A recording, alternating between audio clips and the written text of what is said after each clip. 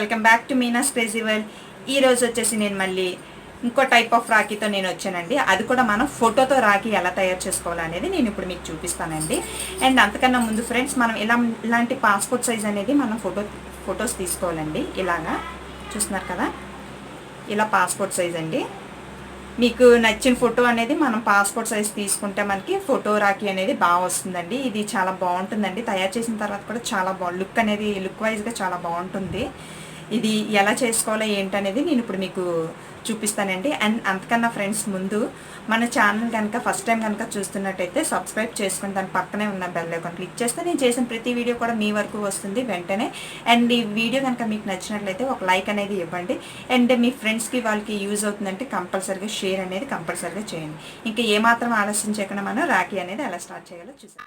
ముందుగా ఫోటో రాఖీకి కావాల్సిందండి ఫ్యాబ్రిక్లు, సిజర్, పెన్సిల్, స్టోన్ లేస్ అండి.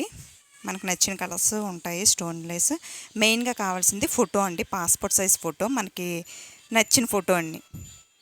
అండ్ నెక్స్ట్ ఏంటంటే థ్రెడ్ అండి, ఒక పేపర్, అదే వైట్ షీట్ అండి, స్టోన్స్.